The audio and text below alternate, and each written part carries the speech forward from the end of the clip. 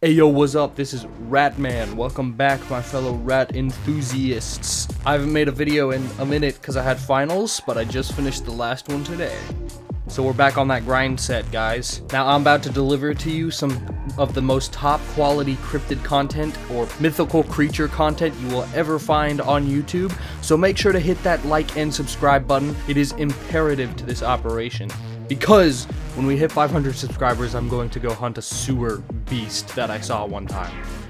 You want to see that, right? Hit subscribe. So the topic for today's video is going back to one that I made a while ago about cryptids versus Frozone, the one from The Incredibles, but this time it's just mythical creatures in general. Now I had a lot of fun last time and I got a couple people, I think, from that video who are now on my Discord. Shout out to the Discord. They're awesome over there. It's super fun. You should join us. And so I figured it's been a couple months. It's probably time to do another one. And it's getting Christmas time, and Frozone is snow related. So, you know. Now without further ado, without anything else said, let's get into the iceberg. The tier list. Alright, now first off the bat, let me just run over the actual tiers. We got chillin' and killin'. This means that they're killing Frozone easily. They can chill while they do it. Iced him just means they killed him. Icy does it mean it's like a 50-50, you know? We don't know what's gonna happen. The cold shoulder means that Frozone just looked at them and went poof, and they're dead. And then hail nah means they don't even stand a chance against this dude, alright? They didn't even put up a fight. They opened their mouth and immediately were shot, okay? So first up, we've got the Basilisk. Now, the Basilisk has like a bunch of different forms. The picture that I put on here is actually like the OG form. What's funny about this thing is that if it looks at you, you turn to stone. So it's, I don't think Frozone is very cultured on his mythical creatures, and even though I am cultured, if for some reason they were like, hey yo Ratman, we need you to come out with the shotgun, there's a chicken, lizard, dinosaur looking thing running around killing people, we need you to shoot it, I would not assume that it was a basilisk and I was about to turn to stone. And so honestly, if Frozone was called out to fight a basilisk, I think he's dying. I think he's gonna, the basilisk is gonna look him in the eyes, Frozone's gonna be like, and start to freeze him, and then Frozone's gonna get froze in stone. He's getting petrified. I think the basilisk low-key is chilling and killing Frozone. Next up, we got the Centaur. The Centaur is a mix between a horse and a dude, or a woman, either way, I guess. They're very strong, they're very fast, they can do some pretty good killing on the battlefield. However, he has freezing powers.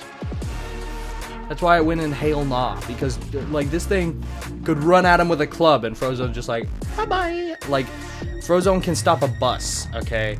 A Centaur ain't got nothing special under his belt. He's just overpowered AF with muscles. That's not stopping Frozone.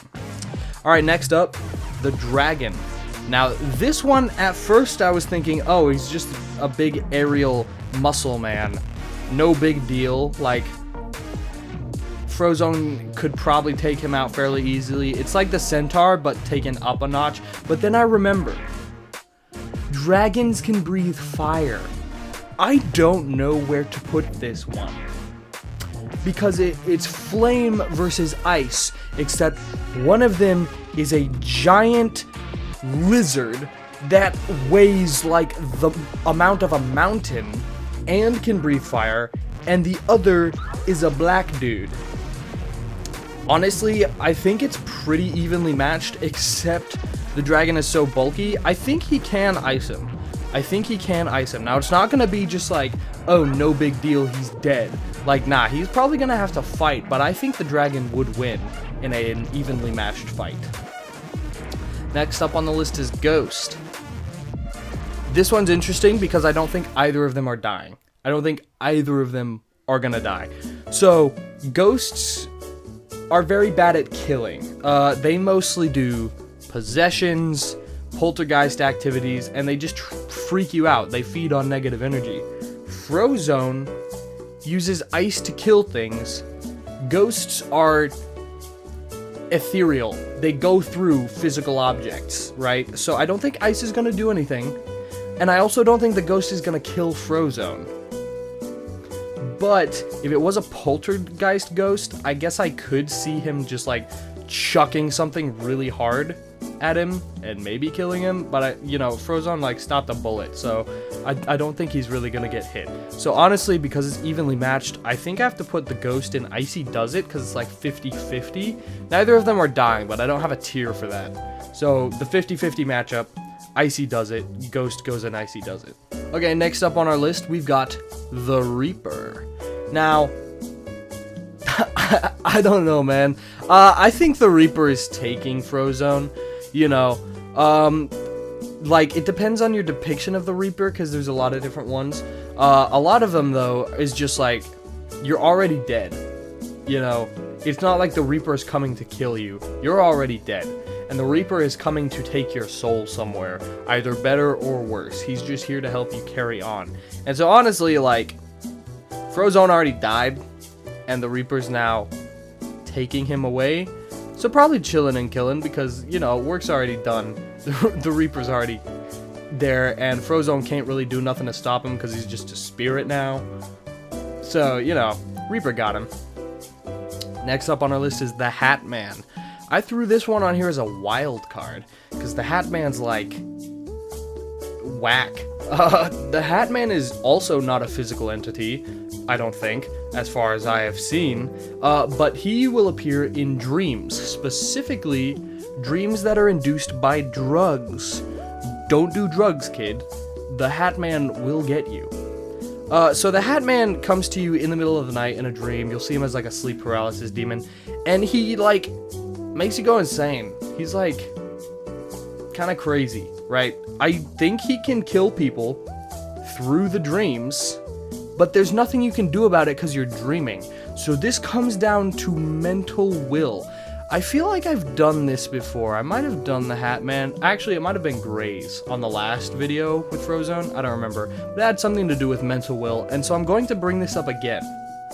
Have you seen how Frozone, despite being berated by his wife, continues to go out and fight crime?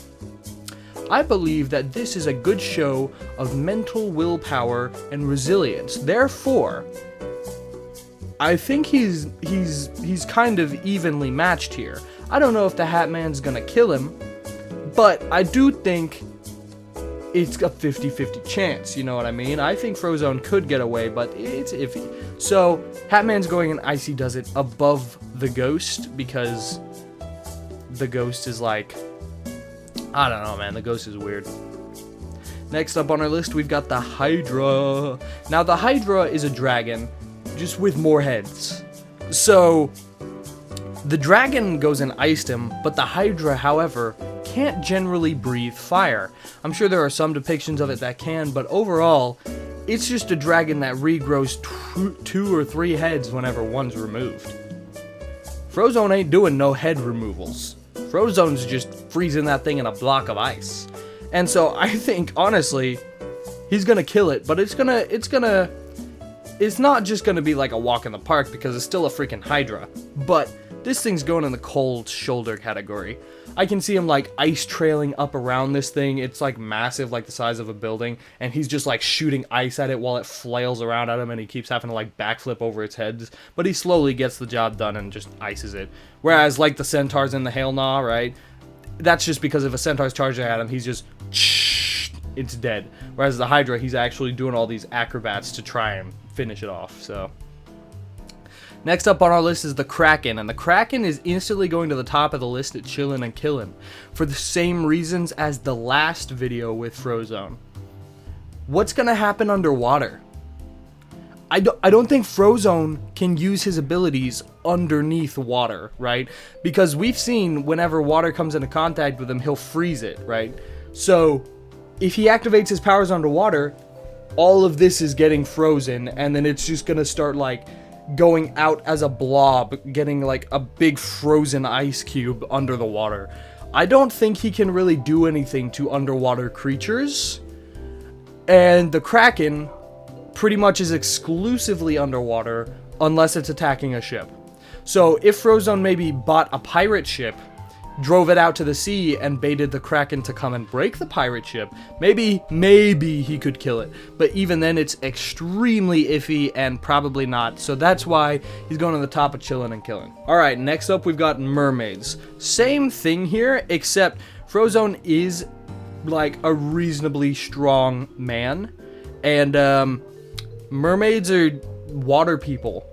And so he might not be able to necessarily use his powers, but you know, he could probably definitely grab onto it and like freeze its face or something, because like you're gonna be wrestling with a mermaid. You're not gonna wrestle with a Kraken. And if you freeze a small part of its tentacle, like nothing's happening. But a mermaid the size of you, if he grabs it and then freezes, like it's over. It's over. So I think he is going to actually dispatch a mermaid with relative ease. You know, it's kind of iffy, but I think he'll get it. I think it'll be easier than the Hydra, so the Hydra is staying at the top of Cold Shoulder, but the Mermaid's definitely going in Cold Shoulder. Next up, I've got the Mothman. I put the Mothman on this list because I'm still mad that the Mothman was one vote away from winning the cryptid battle face-off vote thing. Dude.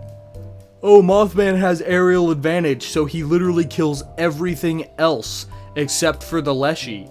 The Wendigo can kill the Mothman, and I've said this like 1,000 times, so I'm not gonna say it anymore. But I just wanted to put Mothman in here just to like put another point out there. Mothman against Frozone. Mothman's dying.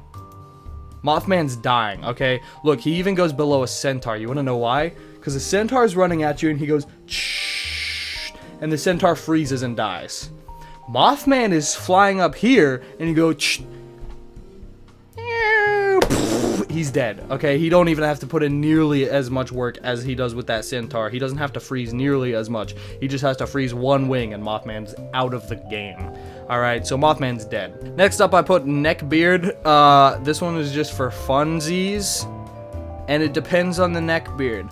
So, bottom of Cold Shoulder. Alright, next on the list is Phoenix. Now, this one is interesting, and it's kind of problematic, and that's why I put it on here. And then I just was like, you know what? It's just going to be on here for me to figure out in the video process. So, I don't know what would happen. I don't know what would happen. I think Frozone can overpower its flame. You know what I mean? But the Phoenix never dies. It is constantly reborn. So, I think what's going to happen is he's going to freeze it, and then it's going to be dead for a while the ice melts and the water covers the Phoenix so it can't be reborn. But then, once the ice and water eventually dries out, it's coming back. And so, I think it's going to be kind of like the immortal snail situation. You know what I mean? This Phoenix is going to constantly be coming for Frozone, and Frozone's just going to have to keep freezing it every time it's around. But if he sleeps for a little too long, he's dead. And so I'm actually going to put this one in Icedom, but it's going to stay at the very bottom of Icedom. It's like right above Icy Does It. I would put it like in between Icedom and Icy Does It, because Phoenix ain't going to do much to kill somebody, honestly. It could catch them on fire, but that's not a big problem for Frozone. But it is relentless and immortal. So, you know. Alright, next up on the list, SCP-173. This is the statue that moves when you close your eyes and snaps your neck, like, instantly. I think Frozone's dying. I'm gonna put this one above the Basilisk. It's similar to the Basilisk in some ways, you know? Actually, I'm putting it under the Basilisk, but above the Reaper.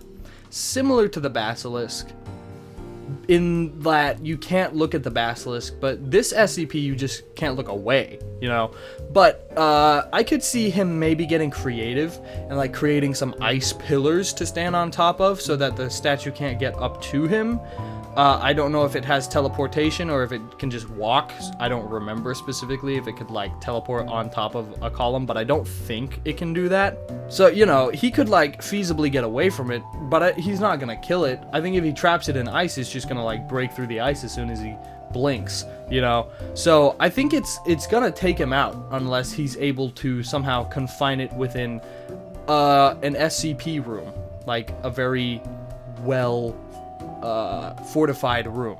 Also, the Reaper's gonna stay at the bottom just because he didn't really do any work. You know, he's coming to reap his soul, so technically chilling and killing. But yeah, he didn't do any of the work. That's why he's probably gonna stay at the bottom the whole time unless something gets really iffy. All right, next up on our list is a sea serpent. Now this is very similar to the Kraken, and for that reason, it's going to go in chilling and killing. But I am going to put this one below SCP-173 and above the Reaper. Now, I'm doing this because sea serpents come up for air a lot more than krakens do. Krakens are just like full waterborne creatures, but sea serpents often come above the water. And they'll often come up to shore or within coves or something like that. That can actually give him a little bit of a chance to fight this thing off. But it's still very, very unlikely because this is a waterborne creature. All it has to do is just go under the water and it's safe from Frozone. So he'd have to catch this thing by surprise and really lay into it like when it's above the water, otherwise he's screwed. So it's still going in chillin' and killin', but it is going on the lower end just because there's a chance that he could get it. Next up, we've got the Sphinx. So the Sphinx is a riddle master. It'll ask you riddles of things and usually guards Egyptian tombs or the like. I don't really know. I don't know how smart Frozone is, but I have a feeling that Frozone's gonna get the riddle wrong. And if he gets the riddle wrong, he dies. Except Psych, because the Sphinx is also just a really big winged creature and he's just gonna kill it. But Mothman's going at the bottom. This actually, though, would probably go above a centaur because it's basically a centaur but with wings. So it does have that added fact, but I often don't see it fly when it's attacking. It's usually just running. It's a lion with a woman or a man, but usually a woman's head and wings. It just runs and mauls you. And so it's going at the top, but it's still hail nah. Next up on the list, we've got the unicorn. Now, the unicorn is really funky. If you watched my Cryptid Iceberg, you know why. They're actually like mega players. Freaking playa type player. You can only attract them by getting like 3 really attractive virgin women in one room, and then he'll just appear and be like, ladies. I'm not even joking. And then if you try to chase him down, they'll jump off a cliff and just stick in the ground and then somehow unlodge themselves and continue running. So they usually stick around cliffs so that they can escape hunters because they are greatly hunted. However, it's a it's got a horn. It's a horse with a horn. It's going above Mothman just because I'm spiteful, but it's going in the hail nah category. Now, next up on our list is a vampire. This one could get interesting because vampires don't have to play by the rules. They don't have to be like, all right, I'm going to kill you now and then engage combat. They can just make you think that they're a normal human being and then eat you while you're asleep. And that's often what they do. So this one gets really iffy. It's just going to depend on a lot of circumstance. However, I do think that a vampire could dispatch Frozone. Not necessarily as easy as a dragon, and it's decently iffy, but I do think that they could do it with some level of certainty. It's not a 50-50. So he's going in the middle of Icedom. Next up on the list is the Wendigo. Now, the Wendigo is really fun, and I put it on here because it's so fun. Because really all it is an apex predator with top tier strength, extreme speed, and like lightning reflexes. They're terrifying. They can sniff you out from anywhere. They grow in size to the proportion of they grow proportional to the size of the meal that they just ate, and then they shrink as they digest it. That's why they're hungry all the time, and they only eat human flesh. So why does the Wendigo get interesting with Frozone? Because the Wendigo is an ice creature by nature. Its heart is made of ice. They often say that its bones have ice on them, right? Like, it is an ice creature. And so I do think that Frozone could stop him and find out how to kill him with fire, but it is going to be hard. And so for that reason, I am going to put him at the top of Ice-Tim, because the Wendigo's got a pretty solid chance at killing Frozone. Now, it could get frozen in the ice. However, it is really strong, so it is going to get out at some point. You know what I mean? And it's an ice creature by nature, so the ice isn't really going to affect it in any way, and it's most definitely not going to kill it. So, definitely in the top of Ice-Tim. Next up on the list is the Yeti, who I put in here for the same reasons. He's like a big brute, but he lives in the Icelands. He is ice by nature. However, in contrast to the Wendigo, he doesn't have any supernatural link to ice. He just lives there. And so, he's the same as the Wendigo, just without that supernatural link. And so, I'm gonna put him in the top, actually, the middle of Icy Does It, because I think it's he could kill him. He could kill Frozone. It gets a little iffy, so, you know. Alright, next up on this list is the zombie. Now, I'm imagining Frozone in a zombie apocalypse type zombie, not just like one lone zombie. Frozone could probably take out a plethora of zombies if it was just one. But I'm talking about a legitimate zombie apocalypse scenario. Would Frozone die? Again, that's going to depend. It's situational. However, overall, I don't think so. I don't think Frozone's going to die. He has a lot of resources at his fingertips with his ice powers. Alright? So, like, he can just build a wall on the go. If there are zombies coming for him, just like, wall up in front. They're not gonna get over that unless it's like the insane zombies, but then just build the wall like an arch curve, right? They're probably not getting over that. And if they do, it's gonna take them a minute, and you got time to ice skate out of there, you know? So I honestly think that Frozone would survive, but it's gonna be difficult. He might not be able to save a lot of people. He might. I'm sure he could better than like a normal person, but it's gonna be difficult. But I think he'd survive, and so for those reasons, I'm gonna put the zombie in the top of Cold Shoulder. Now, I don't know. I might be doing this backwards. I don't know, you tell me in the comments, because I'm actually unaware of if I'm doing this backwards or not, but I'm putting the top towards the most left and the bottom towards the most right. So let me know if that's wrong or right. The tier list is now complete, so let's take a look at what we've got. In Hail Na, from least to greatest, we've got Mothman, Ha! Unicorn, Centaur, and Sphinx. In Cold Shoulder, from least to greatest, we've got the Neckbeard, the Mermaid, the Hydra, and Zombie Apocalypse Scenario. In Icy Does It, we've got Ghost, Yeti, and Hatman. In Ice-Tim, we've got Phoenix, Vampire, Dragon, and the Wendigo. And then in Chillin' and Killin', where Frozone is more than likely going to die, we've got the Reaper, we've got the Sea Serpent, SCP-173, the Basilisk, and the Kraken. All in all, I think this is a pretty good tier list. If you want to do this tier list, I will have a link to it down in the description. I've had one buddy do it so far, and he ranked it way differently than I did, which kind of surprised me, but I thought that was cool. So I would love to see how you guys rank them. Just go ahead and follow that link, and you can do it yourself. Make sure to leave a comment if I got anything wrong, if you'd like to see another video like this one, or something similar.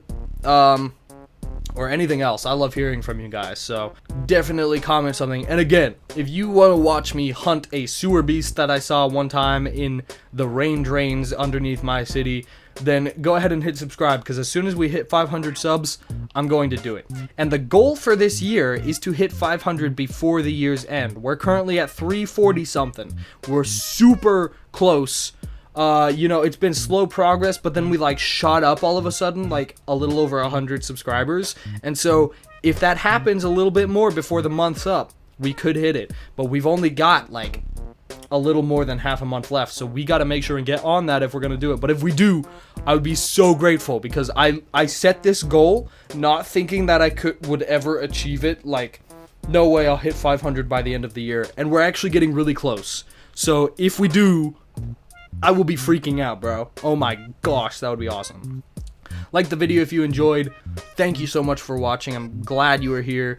Also, Also, if you're interested, I make merch. I draw it myself, and I try to make it cool so that it's not just like, oh yeah, I just watched this YouTuber and I like his stuff. I try to make it cool so even if you don't necessarily just want to show off that it's me, it's cryptid related, and it's just cool cryptid merch. So far, I've only got 2 shirts. Third one in the works, and I might be releasing a hoodie. I've also got a Ratman sticker if you do want to actually just show off my channel logo. That would be cool.